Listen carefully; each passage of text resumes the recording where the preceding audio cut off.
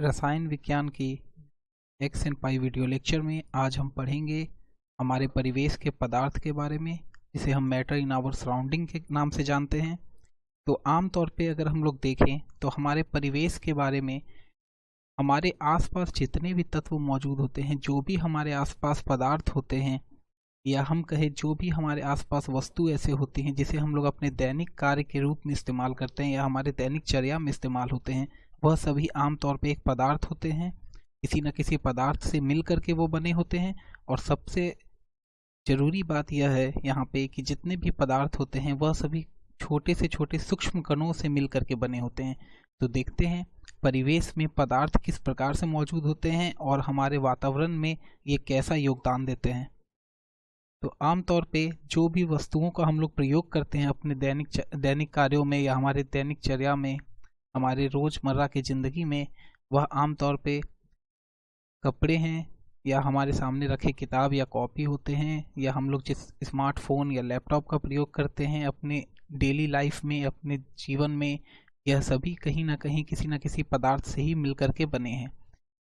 तो पदार्थ में हम लोग जो भी चीज़ें हमारे सामने देखते हैं, जैसे हम लोग अपने नोटबुक को देख रहे हैं, या हम लोग पेन जो पकड़े हैं वो हो गया, या टेबल हो गया हमारे सामने, या कुर्सियां हो गई, चेयर हम लोग जिसे बोलते हैं, यह सभी किसी न किसी तरह का पदार्थ का ही हिस्सा होता है, पदार्थ से ही बने होते हैं मिल करके। बर्फ, पानी, वायु, ये सभी पदार्थ से ही बने होते हैं। तो आमतौर पे हम लोग ये देखे थे कि जो किताब हमारे सामने होती है या कोई भी गेंद से अगर जो हम लोग खेलते हैं, तो उन सभी के पास एक निश्चित आयतन होता है, एक निश्चित द्रव्यमान होता है। तो जब हम लोग देखते हैं किसी वस्तु को तो उसमें हम लोग ये पाते हैं कि वहाँ पर कुछ ना कुछ स्थान उसमें वो घेरते हैं, कुछ ना कुछ स्थान लेके बैठते हैं वो, या फिर अगर हम कहें तो उसका कुछ ना कुछ द्रव्यमान होता है या एक निश्चित आयतन होता है। और अगर हम गौर करें तो हमें यह पता चलता है कि अगर हम एक गेंद को अपने हाथों में लेते हैं और उसे हम फेंकते हैं, तो उसे फेंकने के लिए हमें जो बल लगता है, वह बल इस वजह से लगता है क्योंकि वह गेंद जो है कुछ ना कुछ अवरोध उत्पन्न करती है। इसलिए हम ये कह सकते हैं कि कोई भी वस्तु अवरोध उत्पन्न करती है, यानी कि किसी तरह का रेजिस्टेंस दिखाती है। तो आमतौर पे जो वस्तु कुछ स्थान घेरती है या जिसमें किसी तरह का निश्चित द्रव्यमान हो या आयतन हो और जो अवरोध उत्पन्न करती है, वह पदार्थ कहलाती है। तो देखते हैं पदार्थ की भौतिक प्रकृति क्या होती है। तो सबसे पहली जो इसकी जो भौतिक प्रकृति हमारे सामने दिखती है या हमारे सामने आती है, वह होती है कि पदार्थ जो होते हैं छोटे से छोटे कणों से मिलकर के निर्मित होते हैं। आमतौर पे ये जो हम लोग देख रहे हैं यहाँ पे, या छोटे से छोटे कण जो हैं, ये सभी मिलकर के किसी प्रकार का पदार्थ को बना रहे हैं। तो ये अगर पदार्थ बन रहा है तो यह छोटे छोटे कण को मिला करके बनता है। अब आमतौर पे यह कण इतने सूक्ष्म होते हैं कि यह हमें हमारे खुले आंखों से नहीं दिखाई दे सकते, क्योंकि इसके कारण क्या है, जो आमतौर पे जो सफ़ेद रोशनी होती है जिस पे हम लोग किसी वस्तु को हम लोग देख सकते हैं, जब तक कोई रोशनी किसी वस्तु में टकरा के हमारे आंखों तक नहीं पहुंचती तब तक उस वस्तु को हम लोग नहीं देख सकते। तो उस रोशनी का, सफ़ेद रोशनी का जो वेवलेंथ होता है वह 390 से 700 नैनोमीटर के बीच में होता है। यहाँ तक कि मानव की जो कोशिकाएं होती है, ह्यूमन सेल जो होता है, यह 4 माइक्रोमीटर से लेकर 120 माइक्रोमीटर तक होता है।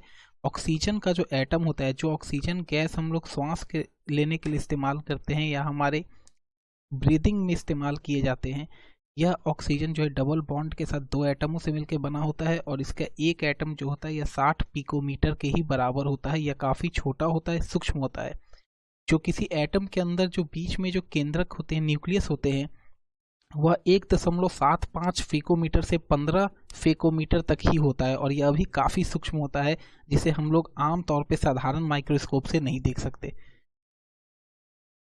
तो अब हम लोग आते हैं कि पदार्थ जो होते हैं उसमें अगर कोई चीज़ अगर जो घुलनशील हो, उसे अगर हम किसी द्रव्य में मिलाते हैं तो आम तौर पे क्या होता है। जैसे हम लोग यहाँ पे देख रहे हैं कि चीनी जो है एक घुलनशील वस्तु है, एक घुलनशील पदार्थ है, यह द्रव्य कहलाती है आमतौर पे। तो अगर इस चीनी को अगर हम इस गिलास में भरे पानी में अगर हम मिला दें और इसे अगर हम गौर से देखें तो हमें यह दिखेगा कि इस गिलास में जितना पानी था, इसका आयतन थोड़ा सा भी ना बढ़ता है ना ही घटता है। इसके पीछे वजह क्या होती है, कारण क्या होता है, तो जो चीनी हम लोग इस गिलास में घोलते हैं या मिलाते हैं, तो आम तौर पे वह चीनी के जो कण होते हैं छोटे छोटे टुकड़ों में, कणों में बट करके इस पानी के जो अणु होते हैं, मॉलिक्यूल होते हैं, उनके बीच में समा जाते हैं। आमतौर पे कोई भी पदार्थ होता है उसमें कुछ न कुछ बीच में एक रिक्त स्थान होता है जहाँ पर दूसरे वस्तु के कण जो है आसानी से समा जाते हैं। तो आमतौर पे क्या होता है, हम लोग यहाँ पे देखते हैं, ये जो है, जो हमें दो नीले रंग के दिख रहे हैं, यह सभी हाइड्रोजन है, और ये लाल वाला जो हमें दिख रहा है ये ऑक्सीजन है, और ये मिल करके पानी के अणु बना रहे हैं जिसे हम लोग H2O के नाम से जानते हैं। अब अगर हम लोग यहाँ पे देखें तो ये जो चीनी है जिसे हम लोग C6H12O6 जानते हैं, यह ग्लूकोज होता है आमतौर पे। यह जो चीनी है या शर्करा है, यह आपस में टूट करके छोटे छोटे कणों में बदल जाता है, और यह छोटा छोटा जो कण है ये पानी के 2 या 4 अणुओं के बीच में जो रिक्त स्थान होती है वहां जाकर के ये बैठ जाता है, जिस वजह से आमतौर पे इस स्थान को चीनी के कण जो है भर देते हैं, और पानी का आयतन जितना रहता है उतना ही रह जाता है, इसमें कोई परिवर्तन देखने के लिए नहीं मिलता है। अब आते हैं हम लोग अगले बिंदु पे। तो अगला मुख्य बिंदु यह है कि पदार्थ के कण जो होते हैं अत्यंत सूक्ष्म होते हैं, जिसके बारे में हम लोग पहले भी चर्चा कर रहे थे। तो अगर हम लोग देखें गौर से तो यह पोटासियम परमैंगनेट है, इसे हम लोग KMnO4 कहते हैं। इसे हम लोग पोटासियम परमैंगनेट के नाम से जानते हैं। अगर हम लोग इसे घोलते हैं तो यह जो जल का रंग है यह नीला हो जाता है, और यह नीला इस वजह से हो जाता है क्योंकि इसमें जो जल के जो अणु होते हैं, ये जल के जो कण हैं, इसके बीच में पोटासियम परमैंगनेट के कण इस प्रकार से समा जाते हैं, जैसे हम लोग यहाँ पे देख रहे हैं। और अगर हम लोग इसमें से थोड़ा सा भी अगर जल लेकर के किसी साफ जल में मिला देते हैं, उसका भी रंग कहीं ना कहीं नीला हो जाएगा, क्योंकि उसमें भी पोटासियम परमैंगनेट के कण जो है थोड़ा ही मात्रा में वहाँ पर भी मिल जाएंगे, और इसका भी रंग जो है हल्का नीला हो जाएगा। आमतौर पे ऐसा इसलिए होता है क्योंकि पोटासियम परमैंगनेट जब जल में घुल गया तो इसमें क्या होता है, इसके कण इतने सूक्ष्म हो जाते हैं, इतने कण इसके सूक्ष्म होते हैं कि अगर हम लोग थोड़ा सा भी मात्रा उठाते हैं तो उसमें कई बिलियन कण के जो होते हैं मौजूद होते हैं, पार्टिकल्स काफ़ी मात्रा में मौजूद होते हैं, जिस वजह से ये क्या करते हैं, इस तरफ भी आकर के इस जल का जो रंग है उसको हल्का नीला में परिवर्तित कर देते हैं। यही एक्सपेरिमेंट हम लोग नीला थोथा यानी कॉपर सल्फेट के साथ भी कर सकते हैं। आगे हम लोग देखते हैं तो यहाँ पे हम लोग देख रहे हैं एक साफ जल है, और इसमें हम लोग 1 चम्मच हम लोग पोटासियम परमैंगनेट हम लोग मिला दिए हैं, और इसमें से 10 ml हम लोग लेंगे और इस पर फिर साफ जल में मिलाएंगे तो इसका रंग हल्का सा जो है वह नीला दिख रहा है। फिर इसमें से 10 ml लेंगे और फिर इसे हम लोग यहाँ पर इस साफ जल में मिलाएंगे तो इसका और हल्का नीला हुआ, और यहाँ पर से फिर हम लोग 10 ml लेकर के इस साफ जल में मिलाएंगे तो इसका नीला रंग जो है, इसका बैंगनी रंग जो है कहेंगे ये सबसे काफ़ी कम है, इसका नीला रंग काफ़ी कम है क्योंकि इसमें मात्रा जो है कम मिलाई गई है। लेकिन इस जगह से इस जगह तक आने तक जो ये पोटासियम परमैंगनेट का जो रंग है यह काफ़ी नीला है, और अगर हम लोग इस पर आते हैं तीसरी बार जब इसे हम लोग मिलाते हैं तो हम लोग को यह मिल रहा है कि इस बीकर में जो रखे गए जल है इसका भी रंग जो है नीला है। तो आमतौर पे इसलिए होता है क्योंकि कण के जो मात्रा होते हैं, कण की जो आकार होती है वह इतनी सूक्ष्म होती है कि अगर आप थोड़ा सा भी उठाते हैं तो वह उसमें काफ़ी प्रचुर मात्रा में आ जाता है, जिस वजह से वह किसी भी घोल का वह रंग अपने रंग का कर देता है। तो आगे देखते हैं, पदार्थ के कण अनवरत गतिशील रहते हैं, तो इससे हमें क्या समझ में आता है। तो आमतौर पे अगर हम लोग देखें तो ये हमारा सॉलिड है जिसे हम लोग ठोस के नाम से जानते हैं।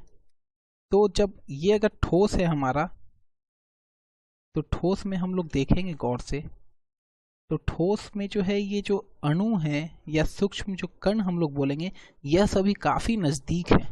इनके बीच में अंतरा आकर्षण बल जो होता है यह काफ़ी ज़्यादा होता है, जिस वजह से यह अपनी जगह को छोड़ करके हट नहीं पाते। अगर हम लोग यही चीज़ द्रव्य में देखते हैं जिसे हम लोग लिक्विड बोलते हैं, तो लिक्विड में अगर हम लोग गौर से देखें तो इनके बीच में अंतरा आकर्षण बल जो होता है वह थोड़ा कम होता है, ठोस के तुलना में कम होता है, जिस वजह से इसमें जो कण होते हैं, इसमें सूक्ष्म कण होते हैं, वह अपनी जगह से ज़्यादा दूर तक ये इसमें जो कण होते हैं वह ज़्यादा दूर तक, अगर हम लोग द्रव को देखते हैं जिसे हम लोग आमतौर पे लिक्विड कहते हैं, तो इसके सूक्ष्म कण जो होते हैं वह आपस में, इनके बीच में अंतराकर्षण बल जो होता है यह काफ़ी कम होता है। और यह काफ़ी कम होता है किसके तुलना में? तो ठोस के तुलना में। ठोस के तुलना में द्रव का जो अंतराकर्षण बल होता है जिसको हम लोग इंटरमोलिक्यूलर फोर्स कहते हैं, तो इंटरमोलिक्यूलर फोर्स ऑफ अट्रैक्शन ये लिक्विड में ठोस की तुलना में काफ़ी कम होता है। द्रव में ठोस की तुलना में कम होने की वजह से क्या होता है कि इसके जो सूक्ष्म कण है वह, उसमें गतिज ऊर्जा काफ़ी ज़्यादा मात्रा में विद्यमान रहती है, जिस वजह से यह गतिशील होते हैं। और हम लोग देखते भी हैं, अगर हम लोग जल को अगर हम लोग जमीन पे अगर गिरा दें तो अपने आप एक स्थान से दूसरे स्थान तक बहती है। इसी को हम लोग जल का बहाव कहते हैं। अगर हम लोग गैस की बात करें तो गैस में क्या खासियत होती है कि इसके जो सूक्ष्म कण होते हैं इनके बीच में अंतरा आकर्षण बल काफ़ी कम होता है, ठोस और द्रव की तुलना में काफ़ी ज़्यादा कम होता है। इस वजह से क्या होता है, इसके जो सूक्ष्म कण है वह एक जगह से दूसरे जगह काफ़ी तेज़ी से चले जाते हैं या काफ़ी गतिशील होते हैं। और इसी का एग्जाम्पल अगर हम लोग देखते हैं तो आमतौर पे हम लोग अपने घर में अगरबत्ती जलाते हैं और एक कोने में रखते हैं, लेकिन उसकी महक जो है पूरे घरों में फैल जाती है। इसका रीजन जो है, इसके पीछे जो कारण है आपका, वह यही है कि गैस के जो कण होते हैं वह बहुत तेज़ी से एक जगह से दूसरे जगह पे जाते हैं, क्योंकि इसमें गतिज ऊर्जा, काइनेटिक एनर्जी काफ़ी ज़्यादा मात्रा में होती है। तो देखते हैं अगली प्रॉपर्टी। आमतौर पे पदार्थ के कण एक दूसरे को आकर्षित करते हैं। तो पदार्थ के कण जो हैं एक दूसरे को जब आकर्षित करेंगे तो उसके पीछे कुछ रीजन होगी, कुछ कारण होंगे, कुछ वजह होते हैं। तो यहाँ पर सबसे जरूरी कारण क्या होता है जो जिसे हमें जानना है, इसके पीछे कणों को आपस में एक दूसरे को आकर्षित करने के लिए कुछ एक प्रकार की अंतराकर्षण बल की आवश्यकता होती है, जिसे हम लोग वैन डर वाल्स फोर्स के नाम से जानते हैं। आमतौर पे यह क्या होता है, अगर हम लोग देखेंगे यहाँ पे तो हमारे पास यहाँ पे पानी का एक अणु है, ऑक्सीजन का मॉलिक्यूल है। ये वाला आपका ऑक्सीजन एटम है, यहाँ पे हाइड्रोजन है, यहाँ पे हाइड्रोजन है, और यहाँ पर भी हाइड्रोजन है, यहाँ ऑक्सीजन और यहाँ हाइड्रोजन है। आमतौर पे हाइड्रोजन प्लस होता है। जब ये आमतौर पे अणु जो होते हैं ये घूमते रहते हैं, इसके एटम्स जो होते हैं सभी के घूमते रहते हैं, उसमें इलेक्ट्रॉन्स हमें पता है ये चारों तरफ घूमते हैं। तो क्या होता है, एक ऐसा समय आता है जब ये हाइड्रोजन जो है इस तरफ आएगा और ऑक्सीजन जो है यहाँ पे होगा, तो इसके बीच में एक आकर्षण बल जो है लगेगा। आमतौर पे यह काफ़ी कमज़ोर होता है, और यह आकर्षण बल जो है इतना कमज़ोर होता है कि इसे आसानी से तोड़ा भी जा सकता है, लेकिन इसे भौतिक क्रिया द्वारा नहीं बल्कि रासायनिक क्रिया द्वारा हम लोग तोड़ सकते हैं। आमतौर पे यह हाइड्रोजन जो है इसमें प्लस चार्ज है और यह ऑक्सीजन जो है माइनस है। इस वजह से इन दोनों के बीच में एक अंतराकर्षण बल बन जाता है और यह दोनों पानी के अणु जो है आपस में एक दूसरे से आकर्षित हुए रहते हैं। तो यह जो है परमानेंट नहीं होता, यह आमतौर पे टेम्प्रोरी होता है, टेम्प्रोरी बल होता है ये। इसे हम लोग बोलते हैं अस्थायी बल या फिर, और इसी बल का नाम होता है लंदन डिस्पर्सन फोर्स। जब ये देखते हैं हम लोग, यहाँ पे ये न्यूक्लियस है, यहाँ पर भी एक न्यूक्लियस है, और इन दोनों एटम के बीच में, इन दोनों परमाणु के बीच में जो न्यूक्लियस है यह हमें पता है कि यह पॉजिटिव चार्ज का होता है, और इसके चारों तरफ जो इलेक्ट्रॉन जो होते हैं यह निगेटिव चार्ज के होते हैं। तो इलेक्ट्रॉन जो है ऋणात्मक होता है और प्रोटॉन जो होता है यह धनात्मक होता है। तो आमतौर पे अगर हम लोग देखें तो यह जो इलेक्ट्रॉन है यह चारों तरफ जब घूमता है तो एक समय ऐसा आता है जब इलेक्ट्रॉन इधर आ गया है और इस एटम का, इस परमाणु का इलेक्ट्रॉन इधर आ गया है, तो क्या होगा, ये जो प्लस होता है, न्यूक्लियस होता है, यह इस इलेक्ट्रॉन को भी आकर्षित करता है, जिस वजह से इन दोनों के बीच में एक आकर्षण बल लग जाता है जिसे हम लोग लंदन डिस्पर्सन फोर्स कहते हैं। इसी तरह का कुछ और बल होता है जिसे हम लोग डाइपोल कहते हैं। जैसे HCl है, ये इधर भी HCl है, हम लोग देख रहे हैं HCl का अणु है, इधर भी HCl का अणु है, H प्लस होता है, Cl माइनस होता है, एक समय H इधर है और इसका Cl इधर है, इन दोनों के बीच में डाइपोल इंट्रैक्शन फोर्स हो जाता है। और यह इस वजह से होता है क्योंकि यह डाइपोल जो है इसके इस डाइपोल से आकर्षित होता है। इसी तरह से डाइपोल इंड्यूस्ड डाइपोल फोर्स भी होता है। डाइपोल इंड्यूस्ड डाइपोल में क्या होता है, अब ये आर्गन हम लोग देख रहे हैं, इसी का एक हिस्सा जब इलेक्ट्रॉन इधर है और इसका न्यूक्लियस जो है इस क्लोरीन के साथ आकर्षित हो जाता है और इसका इलेक्ट्रॉन जो है जो कि इस साइड अभी आया हुआ है, तो यह जो है किसी और अणु को अपनी ओर आकर्षित करता है, तो इसे हम लोग डाइपोल डाइपोल इंड्यूस्ड फोर्स भी कहते हैं या डाइपोल इंड्यूस्ड डाइपोल भी कहते हैं।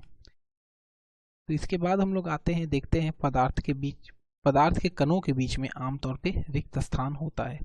तो हम लोग ये जानते हैं कि अगर हम लोग देखें गौर से तो यह सॉलिड है जिसे हम लोग ठोस कहते हैं। ठोस के जो कण हैं इनके बीच में हमें काफ़ी कम स्थान दिखता है।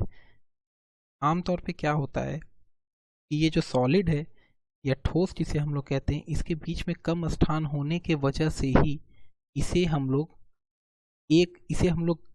दबा नहीं सकते या इस पर हम लोग किसी तरह का दबाव हम लोग नहीं डाल सकते। लिक्विड जो होता है जिसे हम लोग द्रव कहते हैं, इसके बीच में रिक्त स्थान जो होती है ठोस की तुलना में थोड़ा ज़्यादा होती है, जिस वजह से लिक्विड में यानी द्रव में आकर्षण बल जो होता है वह थोड़ा कम होता है ठोस की तुलना में। लेकिन ठोस में अंतराकर्षण बल सबसे ज़्यादा होता है। ठोस में अंतराकर्षण बल काफ़ी ज़्यादा मात्रा में होता है, लेकिन ठोस में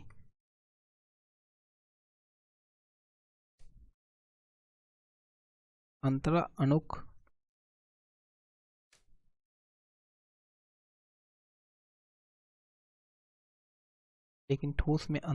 रिक्त स्थान काफ़ी कम होता है। तो अंतराणुक आकर्षण बल जो है ठोस में ज़्यादा होता है, जिस वजह से अंतराणुक रिक्त स्थान ठोस में कम होता है। और अगर हम लोग द्रव में आ जाए तो द्रव में देखेंगे तो द्रव में अंतरा आकर्षण बल ठोस की तुलना में कम होता है और अंतराणुक रिक्त स्थान जो होते हैं वह ठोस की तुलना में ज़्यादा होते हैं। इसी तरह से अगर गैस में आके देखें हम लोग तो गैस में हमें देखने मिलता है कि इसके बीच में काफ़ी ज़्यादा यहाँ में गैप दिख रहा है, काफ़ी ज़्यादा रिक्त स्थान दिख रहा है। तो बिल्कुल गैस जो होते हैं उनके बीच में अंतराणुक रिक्त स्थान जो होते हैं काफ़ी ज़्यादा मात्रा में होते हैं और इनके बीच में अंतराकर्षण बल जो होते हैं वह काफ़ी कम होते हैं। इसीलिए गैस जो है एक जगह से दूसरी जगह बहुत आसानी से चला जाता है। तो आते हैं हम लोग अगले बिंदु पे, पदार्थों का वर्गीकरण। आमतौर पे जो पदार्थ होते हैं उनको हम लोग 3 प्रकार से वर्गीकृत करते हैं, जिसे हम लोग बोलते हैं ठोस यानी सॉलिड, द्रव यानी लिक्विड और गैस। लेकिन यहाँ पे हम लोग कुछ और पदार्थों के बारे में भी जानकारी लेंगे। जैसे सबसे पहले आता है सॉलिड, दूसरे में लिक्विड, तीसरे में गैस, चौथे में प्लाज्मा, पांचवें में बोस आइंस्टाइन कंडेंसेट मेथड। और इसके अलावा भी कुछ ऐसे पदार्थ के वर्गीकरण के रूप में आए हैं हमारे सामने जिसपे साइंटिस्ट वगैरह सभी लोग तो देखते हैं। सबसे पहले हम द सॉलिड स्टेट जिसे हम लोग कहते हैं, पदार्थों की ठोस अवस्था। तो आमतौर पे अगर हम लोग देखते हैं तो पदार्थ की जो ठोस अवस्था होती है उसमें अंतरा आकर्षण बल यह काफ़ी ज़्यादा मात्रा में मौजूद होता है और अंतराणुक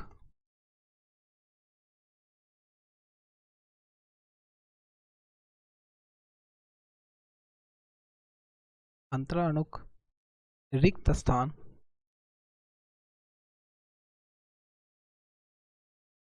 यह जो अंतराणुक रिक्त स्थान होता है यह काफ़ी कम होता है, जिस वजह से अगर हम लोग देखेंगे तो यह ठोस का अगर एक कण है, किसी ठोस का अगर यह एक कण है तो यह इस कण से और इस कण में के बीच में जो दूरी होती है, जो गैप होती है, वह इतनी कम होती है कि इन दोनों के बीच में अंतराकर्षण बल काफ़ी ज़्यादा मात्रा में होता है।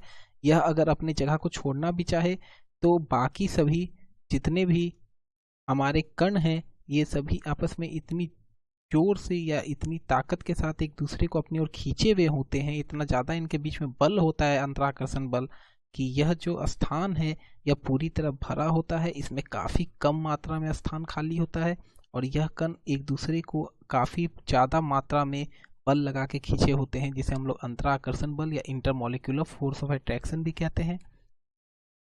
इसी वजह से ठोस के बीच में जो होता है, ठोस के कणों के बीच में स्थान जो होता है बहुत कम होता है, और यही कारण है कि ठोस की जो गुणवत्ता होती है या गुणधर्म होता है वह बिल्कुल अलग होता है द्रव और गैस के तुलना में।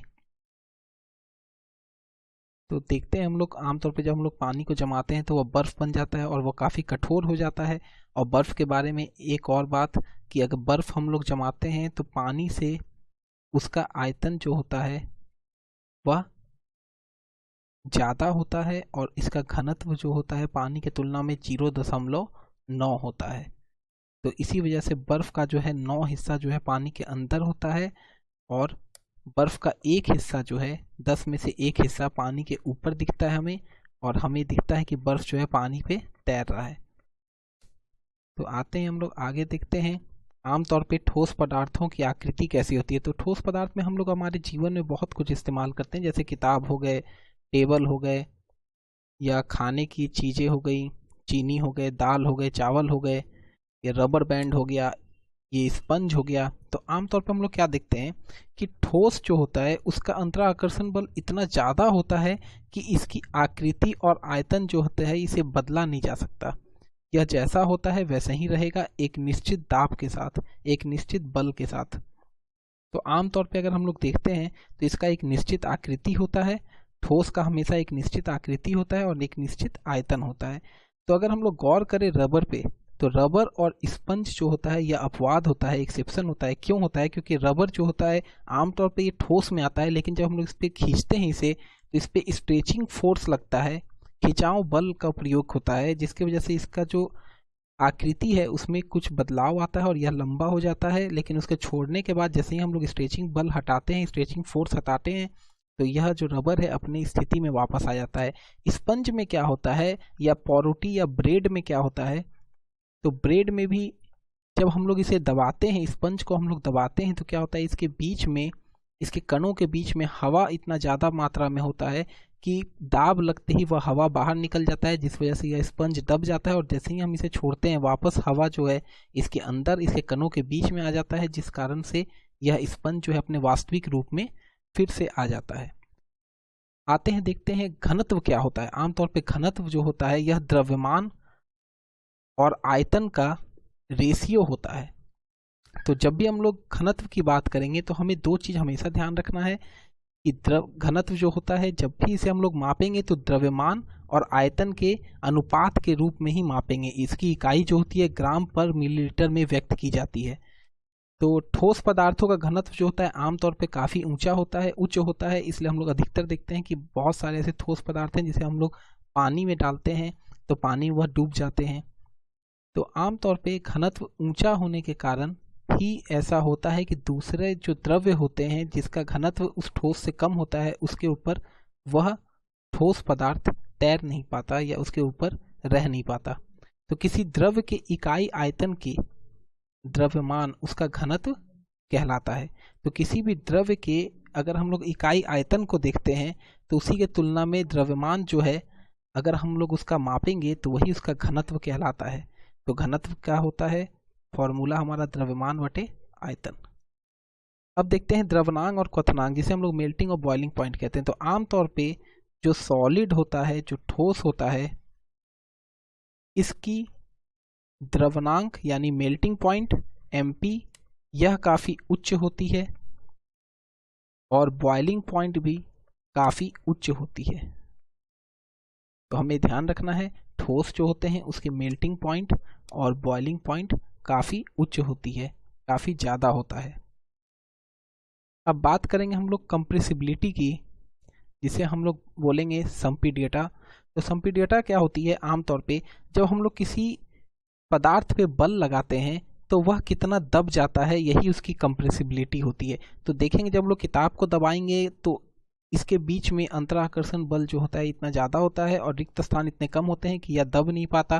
तो आमतौर पे ठोस जो होते हैं यह असंपीड्य होते हैं।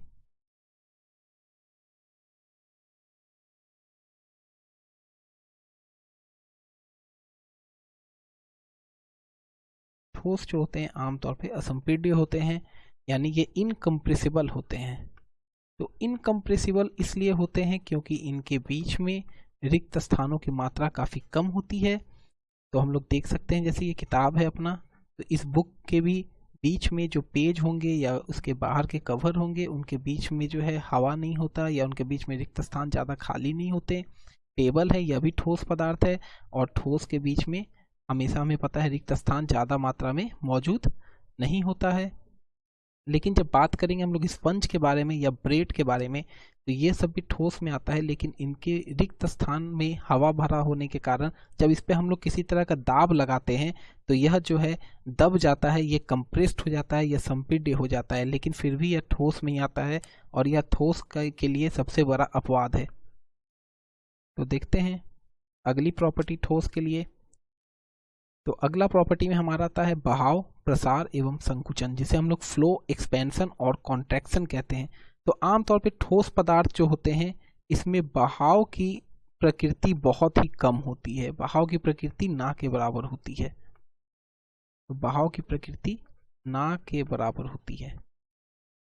तो देखेंगे हम लोग, जब बहाव की प्रकृति इसमें नहीं होती तो इसका प्रसार एवं संकुचन किया जा सकता है कि नहीं, यानी इसे एक्सपैंड या कॉन्ट्रैक्ट किया जा सकता है कि नहीं। अगर हम तापमान बढ़ाते हैं, अगर हम लोग तापमान बढ़ाएंगे, हीट को अगर हम लोग बढ़ाते चलेंगे, तो क्या होगा कि इसका जो प्रसार है बहुत कम होता है, और अगर हम लोग हीट को घटाएंगे, यानी कि अगर ठंडे जगह पे इसको भेजेंगे और ठंडी को अगर बढ़ाते हैं हम लोग, तो भी इसका संकुचन जो है वह काफी कम होता है। कारण यह है कि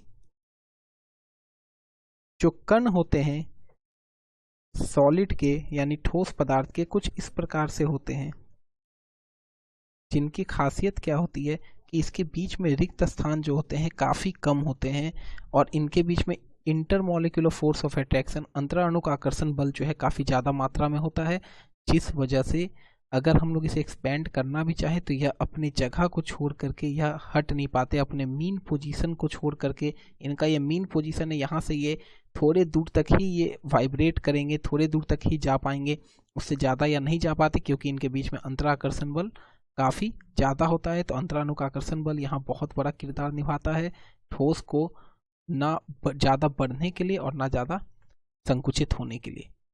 तो इसी प्रकार से क्या होता है, अगर हम लोग इस पे अगर हम लोग तापमान अगर घटा देंगे तो यह जो है बहुत ज़्यादा ये संकुचित नहीं हो पाता है, क्योंकि इसके बीच में जगह जो है रिक्त स्थान काफ़ी कम होते हैं। अब अगला जो हमारा बिंदु आता है यह है उधर्वपातन, सब्लिमेशन। आमतौर पे हम लोग देखते हैं कि उधर्वपातन क्या होता है। उधर्वपातन का मतलब क्या है, अगर हम लोग किसी ठोस पदार्थ को गर्म करते हैं और वह द्रव में परिणत हुए बिना सीधा वाष्प की अवस्था में आ जाए, यानी कि अगर हम लोग किसी ठोस पदार्थ को अगर हम लोग गर्म कर रहे हैं और वह बिना जल में परिवर्तित हो जाए, बिना द्रव्य में परिवर्तित हुए सीधा वह गैस के रूप में रूपांतरित हो जाए, या फिर गैस को अगर हम लोग ठंडा करें और वह सीधा ठोस में बदल जाए, इसे ही हम लोग उधर्वपातन या सब्लिमेशन कहते हैं। तो सब्लिमेशन क्या होता है, हम लोग एक बार फिर से देख लें। वह प्रक्रिया जिसमें कोई ठोस पदार्थ को गर्म किए जाने पर बिना द्रव में परिणत हुए सीधे वाष्प की अवस्था में बदल जाता है, और उस वाष्प को ठंडा करने पर बिना द्रव में परिणत हुए सीधे ठोस की मूल अवस्था में परिवर्तित हो जाता है, उसे हम उधर्वपातन यानी सब्लिमेशन कहते हैं। तो जैसे सब्लिमेशन का हमारे पास बहुत अच्छे अच्छे एग्जाम्पल हैं, जिसे हम लोग आमतौर पर अपने जीवन में देखते हैं, हम लोग इस्तेमाल करते हैं, जैसे कर्पूर हो गया। तो कपूर क्या होता है, हम लोग देखे हैं पूजा में हम लोग इस्तेमाल करते हैं। इसे जब हम लोग गर्म करते हैं तो यह सीधा गैस में परिवर्तित हो जाता है, और अगर उसे ठंडा करेंगे तो सीधा यह ठोस की अवस्था में परिवर्तित हो जाएगा। यह कभी जल की अवस्था में यानी द्रव्य की अवस्था में यह कभी नहीं जाता है। तो आमतौर पर कपूर जो है सीधा गैस बन जाता है ठोस से, या कभी जल या कभी द्रव्य के रूप में कभी भी परिवर्तित नहीं होता है। तो वैसे वस्तु जो आमतौर पे ठोस पदार्थ से सीधा गैस के रूप में परिवर्तित हो जाते हैं उसे हम उधर्वपात कहते हैं, या हम उसे सब्लिमेट कहते हैं। तो सब्लिमेट हम लोग किसे कहेंगे, ऐसे वस्तु जो सीधे से सॉलिड से सीधा गैस के रूप में परिवर्तित हो जाए या गैस से सीधा सॉलिड के रूप में परिवर्तित हो जाए। तो सॉलिड से गैस बनाने के लिए हम लोग हीट का इस्तेमाल करते हैं और गैस से सॉलिड बनाने के लिए हम लोग इसे ठंडा करते हैं। तो इसका एग्जाम्पल काफ़ी सारा है, हम लोग देख लेते हैं। जो नौसादर हम लोग बोलते हैं अमोनियम क्लोराइड, अमोनियम क्लोराइड भी इसका एग्जाम्पल है। अमोनियम क्लोराइड भी एक तरह का सब्लिमेट होता है। नेप्थेलिन, तो नेप्थेलिन हम लोग जानते हैं फिनाइल की गोलियां होती हैं, हमारे घर में इस्तेमाल होता है। इसे हम लोग रख देते हैं तो ये भी क्या होता है, सीधा गैस के रूप में परिवर्तित होकर उड़ जाता है। अमोनियम क्लोराइड है, नेप्थेलिन है, ड्राई CO2 होता है जिसे हम लोग इस्तेमाल करते हैं प्रिजर्वेटिव के रूप में। आमतौर पे हम लोग किसी भी चीज़ को ख़राब होने से बचाने के लिए ड्राई CO2 का इस्तेमाल करते हैं। तो यह सभी के सभी सब्लिमेट होते हैं। अब आते हैं हम लोग अगले अपने बिंदु पे जिसे हम लोग बोलेंगे विसरण या डिफ्यूजन। तो डिफ्यूजन क्या होता है ये देख लेते हैं। जब एक वस्तु दूसरे वस्तु के कांटेक्ट में आती है और इसके कुछ अणु जो है इसके अणु के साथ मिलने लगते हैं तो इसे ही हम लोग डिफ्यूजन कहते हैं। जैसे कि अगर हम लोग जिंक ले लेते हैं जिसे हम लोग जस्ता बोलते हैं और कॉपर ले लेते हैं जिसे हम लोग तांबा बोलते हैं, अगर इसे हम आपस में कांटेक्ट में रखते हैं तो क्या होता है कि ये दोनों आपस में जब कांटेक्ट में आते हैं तो कुछ समय बाद, कुछ सालों तक इसे रखने पर ये दोनों आपस में जुड़ जाते हैं। तो ये एग्जाम्पल है आपका डिफ्यूजन का, जो कि ठोस के केस में होता है, ठोस के अवस्था में होता है। तो आमतौर पर डिफ्यूजन क्या होता है, एक ऐसी प्रक्रिया है जिसमें किसी द्रव्य के कण किसी अन्य द्रव्य में प्रवेश करते हैं। तो किसी द्रव्य का कण जो है, किसी द्रव्य का कण आमतौर पे किसी द्रव्य का कण किसी अन्य द्रव्य में प्रवेश कर जाता है।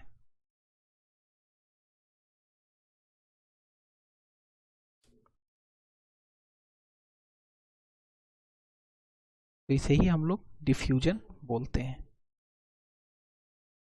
तो अब आते हैं हम लोग अपने दूसरे अवस्था में जिसे हम लोग बोलेंगे लिक्विड स्टेट ऑफ मैटर। तो आमतौर पे लिक्विड स्टेट के नाम को हम लोग जैसे ही ध्यान में लाते हैं तो हमें सबसे पहले हमारे ध्यान में जल के बारे में आता है, जो हम लोग पीते हैं, जिसके बिना इस पूरे संसार में जीवन संभव ही नहीं है। तो जल जो है एक द्रव्य अवस्था का सबसे बेहतरीन उदाहरण होता है, या जो कोल्ड ड्रिंक्स या सॉफ्ट ड्रिंक्स हम लोग पीते हैं वो भी है। ये झरना देख रहे हैं हम लोग, तालाब होता है, सभी चीज़ें ये सब क्या है, द्रव्य के ही एक उदाहरण होते हैं। तो आमतौर पे द्रव्य में क्या होता है, द्रव्य में अगर हम लोग देखेंगे तो इसके बीच में अंतरा अणुक आकर्षण बल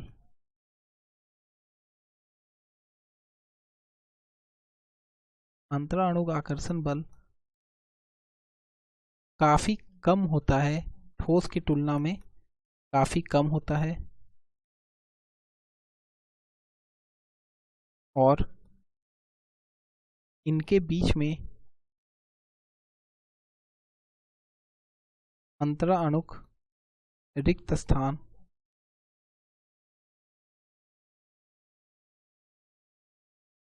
ठोस के तुलना में ज्यादा होता है।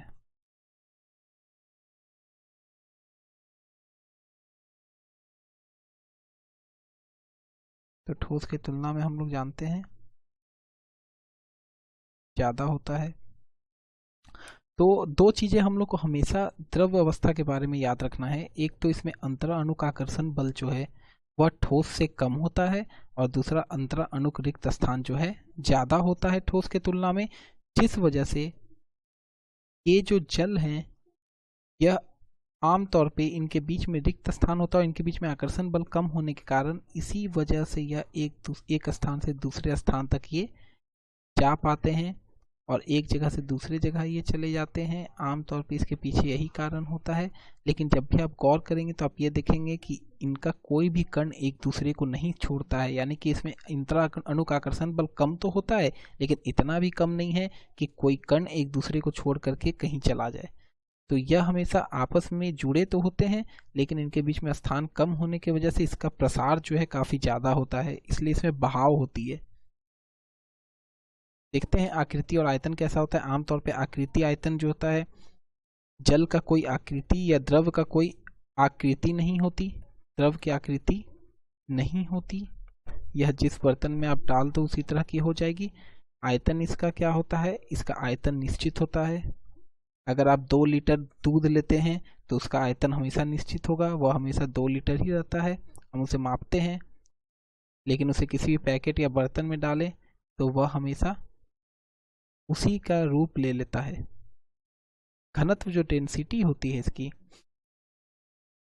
आमतौर पे डेंसिटी को हम लोग द्रव के हम लोग जो घनत्व है उसी के रूप में मापते हैं, लेकिन द्रव का जो घनत्व होता है यह ठोस के तुलना में कम होता है। द्रव का जो घनत्व होता है वह ठोस से कम होता है, और हम लोग जानते हैं घनत्व को कैसे मापते हैं, द्रव्यमान बटे आयतन। यह हमने पहले भी देखा है कि द्रव्यमान बटे आयतन बराबर घनत्व होता है, इसे हम लोग डेंसिटी भी कहते हैं। तो आमतौर पे अब आते हैं हम लोग नेक्स्ट टॉपिक पे अपना, जिसे हम लोग बोलते हैं द्रव्यनांक और क्वथनांक। तो द्रव्यनांक और क्वथनांक क्या होता है, आमतौर पे जल का जो द्रव्यनांक होता है यह ठोस पदार्थ से कम होता है, तो द्रव्यनांक इसका कम होता है ठोस के तुलना में, और क्वथनांक भी जो है ठोस के तुलना में कम होता है। तो आमतौर पे द्रव पदार्थ जो है उनके द्रव्यनांक जो है कमरे के ताप से कम होते हैं, लेकिन इनका क्वथनांक जो होता है कमरे के ताप से उच्च होता है। तो इसी वजह से पानी जो है हमारे जो कमरे के ताप है उस पे जल के रूप में रहता है, और अगर हम लोग उसे फ्रिज में अगर वो बर्फ में के रूप में है, और बर्फ को अगर हम लोग अपने कमरे के तापमान पे अगर रखें तो कुछ ही देर में वह पिघल करके जल का रूप ले लेता है। तो अगर कोई आइस है उसको हम लोग रूम टेम्परेचर पे रखते हैं, रूम टेम्परेचर पे रखते हैं तो वह वाटर के रूप में हो जाएगा। इसका मतलब इसका जो मेल्टिंग पॉइंट होता है वह कमरे के ताप से कम होता है, लेकिन यह जो है 100 डिग्री सेल्सियस पे, यह जो है 100 डिग्री सेल्सियस पे ही जा करके ये बॉयल होता है। इसलिए इसका बॉइलिंग पॉइंट, जब इसका वाटर वेपर जब ये बनेगा यानी जल वाष्प में जब ये परिवर्तित होगा, तो इसके लिए इसे 100 डिग्री सेल्सियस की आवश्यकता होती है। इसी वजह से इसका बॉइलिंग पॉइंट जो होता है जल का, वह कमरे के तापमान से, रूम टेम्परेचर से ज़्यादा होता है। आमतौर पे रूम टेम्परेचर को हम लोग 25 डिग्री सेंटीग्रेड लेते हैं एट 1 एटमॉस्फेरिक प्रेशर। इसे हम लोग 1 एटमॉस्फेरिक प्रेशर दाब बोलते हैं। हवा का जो दाब होना चाहिए, वायु का दाब होना चाहिए नॉर्मल रूप से, वह 1 ATM के रूप में होना चाहिए। ATM जो होता है एटमॉस्फेरिक प्रेशर का यूनिट होता है। अब द्रव जो होता है इसमें तरलता काफ़ी ज़्यादा होती है। मैंने पहले भी आपसे बताया था कि द्रव जो होता है इसमें बहाव की प्रकृति होती है, तो इसकी फ्लूइडिटी होती है। यह जो है एक स्थान से दूसरे जगह चला जाता है बहते हुए। तो द्रव में जो होती है अंतरा अणुकाकर्षण बल जो होता है वह ठोस की तुलना में कम होता है, लेकिन इसमें जो रिक्त स्थान होते हैं वह ठोस से ज़्यादा होते हैं, जिसके वजह से इसके कण एक दूसरे को नहीं छोड़ते। लेकिन इसमें तरलता होती है, जिस वजह से तरलता के कारण ये जो होते हैं आसानी से एक जगह से दूसरे जगह बह जाते हैं, और इनमें फ्लूइडिटी की प्रॉपर्टी होती है, यानी तरलता की प्रॉपर्टी होती है। तो द्रव पदार्थों में बहने की प्रवृत्ति आमतौर पे पाई जाती है। तो फ्रीजिंग देख लेते हैं हम लोग, द्रव का जमना। तो हमें पता है जल हम लोग जमाते हैं और वह बर्फ के रूप में बदल जाता है। तो जल जो है, अगर हम लोग जल को अगर हम लोग ठंडा करें, आमतौर पे जल को अगर हम लोग ठंडा कर देते हैं, और इसे हम कितना पे ठंडा करेंगे, 0 डिग्री सेल्सियस से कम या 273 273 केल्विन पे हम लोग करेंगे इसको ठंडा। तो क्या होगा, यह जो जल है यह बर्फ के रूप में परिवर्तित हो जाता है। तो आसानी से हम लोग यह समझ सकते हैं कि द्रव जो होते हैं वो आसानी से जमते भी हैं, और हम इसे तापमान कम करके आसानी से जमा सकते हैं। जैसे हम लोग देख रहे हैं यहाँ पे, यह हमारा जल है, और इसी जल को अगर हम लोग ठंडा कर दें 0 डिग्री सेल्सियस पे, तो क्या होगा, यह बर्फ बन जाएगा। तो अब वाष्पन देखते हैं। वाष्पन क्या होता है? वाष्पन होता है इवेपोरेशन। इवेपोरेशन क्या होता है? आमतौर पे जब कोई द्रव्य होता है और वह वाष्प में बदल जाता है ऊष्मा को लेते हुए, तो वह हमारा वाष्पन कहलाता है। उसी प्रक्रिया को हम लोग इवेपोरेशन के नाम से जानते हैं। तो आम तौर पे अगर हम लोग देखते हैं तो जिस प्रक्रिया द्वारा जल वाष्प में परिवर्तित होता है उसे हम लोग वाष्पन कहते हैं। किसी द्रव का कमरे के ताप या द्रव के क्वथनांक के नीचे के तापों पर वाष्प बनकर धीरे धीरे वायुमंडल में जाने की प्रक्रिया वाष्पन कहलाती है। तो ध्यान रहे, आमतौर पे हम लोग को ये नहीं लगना चाहिए कि वाष्पन की जो प्रक्रिया है वह केवल उबालने से ही होगा। हमें कभी कभी ऐसा लगता है कि अगर हम लोग जल को उबालेंगे तभी वह वाष्पन की क्रिया में जाएगा, लेकिन ऐसा नहीं है। अगर कोई भी कमरे का टेम्परेचर है, आपका तापमान है, रूम का आपका कोई भी तापमान होता है, उस पर कुछ ना कुछ मात्रा में जल जो है यह जल वाष्प में लगातार बदलते रहती है, और इसी प्रक्रिया को हम लोग इवेपोरेशन यानी कि वाष्पन कहते हैं। तो वाष्पन को कैसे प्रभावित किया जाता है? तो आमतौर पर इसको प्रभावित करने वाले कारण क्या होते हैं? द्रव की प्रकृति।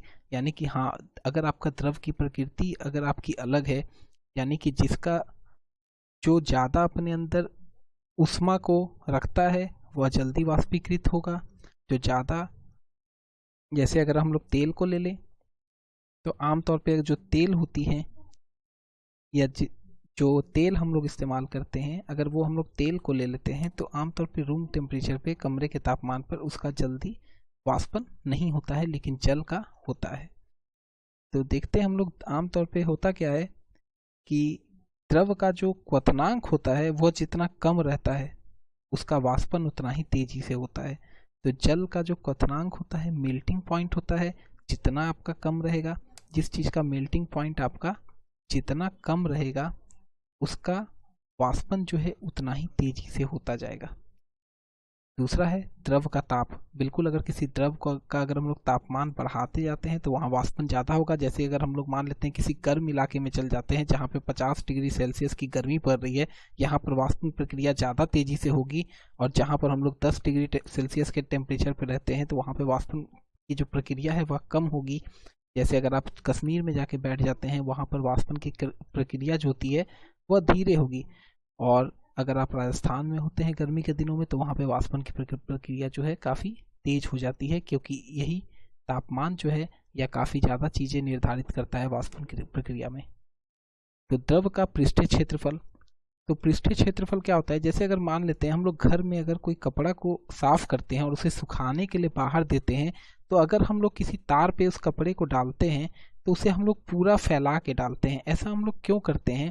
क्योंकि जितना ज़्यादा ये क्षेत्रफल में ये फैला होगा उतना ही ज़्यादा इसकी वाष्पन प्रक्रिया जो है काफ़ी तेजी से होगी। तो इसलिए पृष्ठीय क्षेत्रफल काफ़ी ज़्यादा मुख्य रूप से योगदान निभाता है वाष्पन प्रक्रिया में। इसीलिए कपड़ों को सुखाने के लिए हम लोग उसे फैला के डालते हैं, ना ही कि इकट्ठा एक जगह पे डालते हैं। वायु का वेग। अब वायु जो है बहुत तरीके से योगदान निभाता है। आमतौर पर अगर वायु में अगर नमी है, बहुत ज़्यादा मात्रा में नमी है, तो वह वाष्पन प्रक्रिया जो है बहुत धीरे करेगा, और अगर वायु में अगर आर्द्रता कम है यानी कि नमी कम है और उसमें सूखापन ज़्यादा है, उसमें जल वाष्प की मात्रा जो है वह काफ़ी कम है, तो वह वायु जो है वाष्पन प्रक्रिया बहुत तेजी से करता है। तो आमतौर पे यही होता है। जैसे वायु का वेग, यहाँ पे क्या आपका देख रहे हैं हम लोग, एक आर्द्रता है, एक वायु का वेग है, तो ये दोनों लगभग आपका साथ काम करता है। क्यों? क्योंकि ह्यूमिडिटी अगर देखेंगे, अगर हमारे चारों तरफ का जो परिवेश है, हमारा माहौल है, उसमें अगर ह्यूमिडिटी अगर बहुत ज़्यादा है, आर्द्र है वो जगह, बहुत ज़्यादा नमी है वहाँ पे, तो वहाँ पर क्या होगा कि हमारी जो वाष्पन प्रक्रिया है वह धीरे होंगी, और अगर आर्द्रता कम है तो वहाँ पे वाष्पन प्रक्रिया तेजी से होगी। वायु का अगर वेग, वायु अगर बहुत तेजी से अगर चलता है तो वहाँ पे भी वाष्पन प्रक्रिया ज़्यादा होगी, और वायु अगर धीरे चलती है, हवा अगर धीरे चल रही है, तो वहाँ पे वाष्पन प्रक्रिया धीरे होगी। इसके बाद देखते हैं डिफ्यूज़न। तो जल में क्या होता है? आमतौर पे जल में भी आपका विसरण होता है। अगर हम लोग देखेंगे तो जल का विसरण कैसे होता है? जैसे अगर हम लोग मान ले एक जल, अगर हम इसमें जल लिए हुए हैं, एक बीकर में अगर हम लोग जल लिए हैं और इसमें अगर हम लोग शहद को अगर हम लोग डाल देते हैं इसमें अगर हम लोग शहद को डाल देते हैं थोड़ा सा, तो ये शहद धीरे धीरे करके इसमें जो है पूरा का पूरा घुलेगा। लेकिन अगर हम लोग इंक डाल देते हैं एक दूसरे बीकर में जल के बाद, मान लेते हैं यहाँ पे हम लोग जल डाले हुए हैं और यहाँ पे इंक अगर डाले हैं, तो ये बहुत तेजी से क्या होगा, इसमें घुल जाएगा। तो आमतौर पे द्रव जो होते हैं एक दूसरे में घुलते हैं, एक दूसरे के साथ विसरण करते हैं, ये एक दूसरे में डिफ्यूज हो जाते हैं आसानी से। लेकिन इसके पीछे जो है कुछ कारण होता है, और वह कारण क्या है कि अगर जिसकी जो ज़्यादा घुलनशील होते हैं, जो द्रव आपका ज़्यादा घुलनशील होते हैं किसी द्रव में, वो आसानी से पूरी तरह घुल जाएंगे। जो द्रव आपका कम घुलनशील होते हैं वह धीरे धीरे घुलते हैं। और इसके पीछे जो आपका सबसे बड़ा कारण है वह होता है घनत्व। तो आमतौर पे शहद का घनत्व जो होता है वह स्याही के घनत्व से अधिक होता है, इंक के घनत्व से अधिक होता है। तो ये अगर शहद है तो इसका घनत्व जो है काफ़ी ज़्यादा है इस स्याही के घनत्व से, जिस वजह से शहद जो है बहुत धीरे घुलता है जल में, और स्याही जो है बहुत तेजी से जल में घुल जाती है। अब यहाँ पे देखते हैं बॉइलिंग और बॉइलिंग पॉइंट क्या होता है, और क्वथनांक पर दाब का प्रभाव क्या होता है, क्वथनांक पर अशुद्धियों का क्या प्रभाव होता है। तो सबसे पहले हम लोग देखेंगे जिस तापमान पर कोई द्रव जो है वह उबलना शुरू कर दे उसे हम लोग बॉइलिंग पॉइंट कहते हैं। तो हम लोग फिर से एक बार देख लेते हैं, जिस तापमान पर द्रव उबलना शुरू कर देता है उसे हम लोग बॉइलिंग पॉइंट कहते हैं। जिस तापमान पर कोई द्रव आसानी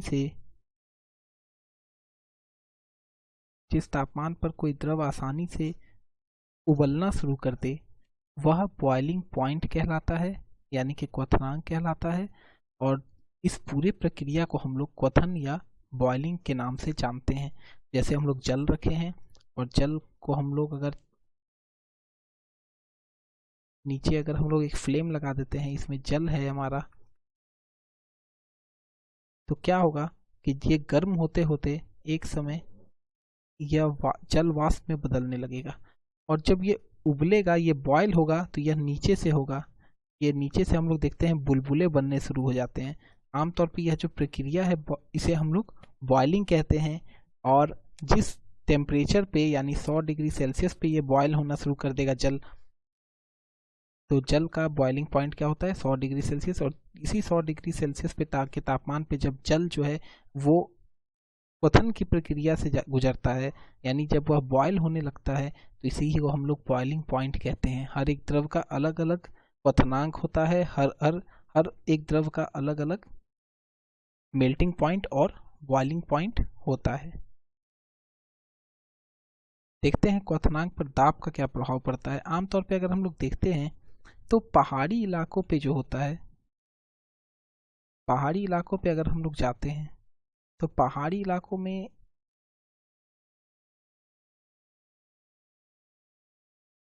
आमतौर पे हम लोग जब पहाड़ी इलाकों में जाते हैं तो वहाँ पे क्या होता है कि प्रेशर जो होती है ऊंचाई के साथ वो घट जाती है।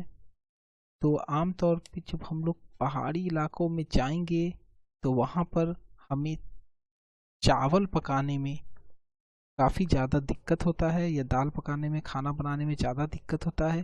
कारण क्या है कि साधारण रूप से जहाँ पे हम लोग हैं, ज़मीनी स्तर पे हम लोग रहते हैं, जो हमारे समुद्री जल का जो स्तर है इसे हम लोग बोलते हैं सी लेवल। ठीक, तो लगभग सी लेवल के आसपास जहाँ हम लोग रहते हैं, जो हम लोग ग्राउंड पे जो रहते हैं, ये ग्राउंड है, हम लोग यहाँ पे रहते हैं। तो और ये अपना पहाड़ हो गया।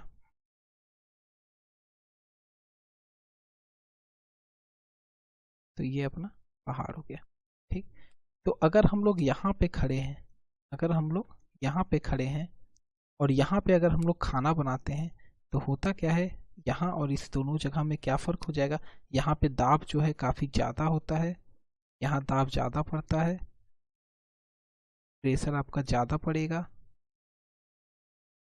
और यहाँ पे दाब जो है इसकी तुलना में कम पड़ता है, जिस वजह से खाना पकाना जो है ग्राउंड पे यानी ज़मीन पे ज़्यादा आसान होता है धरातल पे, और आमतौर पे पहाड़ी इलाके में ज़्यादा मुश्किल होता है, क्योंकि जल जो है नॉर्मली, साधारण रूप से कहा जाए तो जल जो है ग्राउंड पर जो है 100 डिग्री सेल्सियस पे उबलती है, क्योंकि यहाँ पे दाब ज़्यादा आपका होता है। लेकिन पहाड़ी इलाके में जल जो है आमतौर पे 70 डिग्री सेल्सियस पे ही उबल जाती है, क्योंकि यहाँ पर दाब जो है कम होता है, जिस वजह से यहाँ पर खाना हम पकाने में काफ़ी ज़्यादा मुसीबत होती है, काफ़ी ज़्यादा मुश्किल का सामना करना पड़ता है हमें किसी खाने को पकाने के लिए। दूसरा आता है अपना टॉपिक, क्वथनांक पर अशुद्धियों का प्रभाव। तो आमतौर पे अगर हम लोग देखते हैं तो किसी भी द्रव में अगर हम लोग कुछ अशुद्ध चीज़ों का अगर हम लोग प्रयोग करके उसमें मिला देते हैं, तो उसका जो बॉइलिंग पॉइंट होता है, क्वथनांक जो होता है, यह बढ़ जाता है। तो अगर अशुद्ध चीज़ें अगर हम लोग जल में मिला दें, अगर हम लोग अशुद्ध चीज़ों को अगर हम लोग जल में मिला देते हैं, तो उसका जो क्वथनांक बिंदु है, बॉइलिंग पॉइंट जो है, यह निश्चित तौर पे बढ़ जाता है, क्योंकि जब यह जल बॉयल होता है, उबलता है, तब उसे उस बिंदु, उस जो अशुद्ध चीज़ों को हम लोग जो इसमें मिलाए हैं, उसे भी गर्म करने में, उसी तापमान पे लाने के लिए समय लग जाता है। जल में अगर अशुद्ध चीज़ों को अगर मिला देते हैं, जैसे मान लेते हैं ये आपका साफ जल है, इसमें हम लोग थोड़ा सा नमक मिला दें, तो नमक के मिलाने से क्या होगा कि इसका क्वथनांक जो है बढ़ जाएगा, और जहाँ पे ये 100 डिग्री सेल्सियस पे पहले बॉयल होता था, यहाँ पे अब इसे 100 डिग्री सेल्सियस से थोड़ा सा अधिक तापमान लगेगा उबलने के लिए।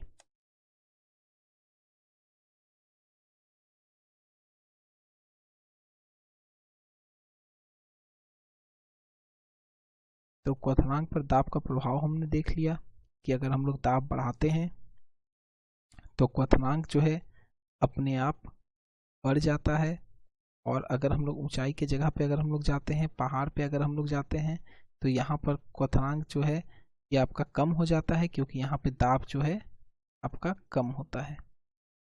अशुद्धियों के बारे में भी हम लोग देख लिए कि अगर हम लोग जल में अगर हम लोग नमक को मिलाते हैं, तो साफ जल की जो क्वथनांक होती है वह बढ़ जाती है, बॉइलिंग पॉइंट जो है बढ़ जाती है। तो आज के वीडियो लेक्चर में हमने क्या देखा, हमने हमारे परिवेश के पदार्थ के बारे में जाना, मैटर हमारे सराउंडिंग में किस प्रकार से रहते हैं, किस प्रकार से विद्यमान हैं, इसके बारे में हमने जाना है। हमने पदार्थ के बारे में देखा, इसकी परिभाषाओं को देखा, पदार्थ की भौतिक प्रकृति के बारे में जाना, ये सूक्ष्म होते हैं, ये अनवरत गतिशील होते हैं, इनके बीच में रिक्त स्थान मौजूद होते हैं, और इनके बीच में अंतरानुक आकर्षण बल भी मौजूद होते हैं। ठोस अवस्था के बारे में हमने पढ़ा है, द्रव अवस्था के बारे में पढ़ा है। इन दोनों के बीच हमने ये देखा है कि ठोस अवस्था और द्रव अवस्था की आकृति और आयतन पे क्या प्रभाव पड़ता है अवस्थाओं में बदलाव के बाद। ठोस अवस्था की आकृति आयतन निश्चित होती है, लेकिन द्रव अवस्था की आकृति और आयतन जो है, इनमें से आकृति अनिश्चित होती है, लेकिन आयतन हमेशा निश्चित होती है। घनत्व के बारे में हमने जाना, घनत्व जो होती है ठोस अवस्था की द्रव अवस्था की तुलना में ज़्यादा होती है। इसके बाद हमने देखा मेल्टिंग पॉइंट और बॉइलिंग पॉइंट, क्वथनांक जिसे हम बॉइलिंग पॉइंट कहते हैं, ये हमने देखा ठोस अवस्था का ज़्यादा होता है, द्रव अवस्था का आमतौर पे रूम के टेम्परेचर से ये जो क्वथनांक है ये ज़्यादा होगा, इसे हम लोग बॉइलिंग पॉइंट कहते हैं। और मेल्टिंग पॉइंट द्रव अवस्था का रूम टेम्परेचर से कम होता है, लेकिन ठोस अवस्था का जो होता है मेल्टिंग पॉइंट रूम टेम्परेचर से ज़्यादा होता है। कंपीडियता जिसे हम लोग कंप्रेसिबिलिटी बोलते हैं, या ठोस अवस्था की कंप्रेसिबिलिटी बहुत कम होती है, लेकिन द्रव अवस्था की कंप्रेसिबिलिटी थोड़ी ज़्यादा होती है ठोस अवस्था की तुलना में। लेकिन गैस अवस्था की जब हम लोग तुलना करेंगे, तो वहाँ पे हम लोग ये जानेंगे कि द्रव अवस्था की कंप्रेसिबिलिटी गैस अवस्था की तुलना में भी बहुत कम होती है। डिफ्यूजन के बारे में हमने जाना, मोस्ट इंपॉर्टेंट टॉपिक, विसरण, जो कि विसरण क्या होता है, जब एक वस्तु दूसरे वस्तु के कांटेक्ट में आता है, उससे नज़दीक आता है और उसे हम लोग काफ़ी समय तक छोड़ देते हैं, तो एक वस्तु का के जो कण होते हैं वो दूसरे वस्तु के कण के साथ आपस में मिल जाते हैं, उसे ही हम लोग विसरण कहते हैं या डिफ्यूजन कहते हैं। या हमने जल के साथ भी देखा था, जल में इंक और स्याही डाल के, इंक या स्याही डाल करके या शहद को डाल करके देखा था। एवं हम लोग ठोस अवस्था में भी इसका हम लोग देखे हैं उदाहरण, जिंक और कॉपर के प्लेट को लेकर के, तरलता के बारे में हमने जाना कि ठोस में तरलता नहीं होती है, लेकिन द्रव में तरलता पाई जाती है, क्योंकि अंतराकर्षण बल जो होते हैं द्रव में, अंतरानुक आकर्षण बल जो होते हैं द्रव अवस्था में, वह ठोस अवस्था से कम होते हैं। इस वजह से उसमें तरलता की प्रकृति पाई जाती है। वाष्पन की प्रक्रिया हमने देखा, और वाष्पन किन चीज़ों पे निर्भर करता है हमने देखा। आर्द्रता पे हमने देखा निर्भर करता है, द्रव की प्रकृति पे निर्भर करता है, द्रव के ताप पे निर्भर करता है, द्रव का पृष्ठीय क्षेत्रफल पे निर्भर करता है, और वायु के वेग पे निर्भर करता है। वाष्पन हमने जाना कि अगर कोई द्रव है और उसे अगर हम लोग अपने रूम टेम्परेचर पे भी अगर रखते हैं तो उसमें कुछ ना कुछ वाष्पन की क्रिया होती है। और ये प्रक्रिया इस वजह से होती है क्योंकि आमतौर पर जो वायु में जो कण होते हैं मौजूद, वह जो है जल के ऊपर के सतह के कण से जब वो टकराते हैं तो उनमें इतना ज़्यादा वेग आ जाता है, इतना ज़्यादा गतिज ऊर्जा आ जाती है कि वो आपस में जिस अंतराकर्षण बल से वो जुड़े हुए हैं उसे तोड़ करके वह बाहर की ओर निकल जाते हैं। तो ये ज़्यादा ऊर्जा के कारण होता है जब एक द्रव अवस्था से गैसीय अवस्था में परिवर्तित हो जाए। तो हमने इतना चीज़ देखा आज के वीडियो लेक्चर में, इतना ही। मिलते हैं एक्स एंड पाई के अगले वीडियो लेक्चर सेशन में।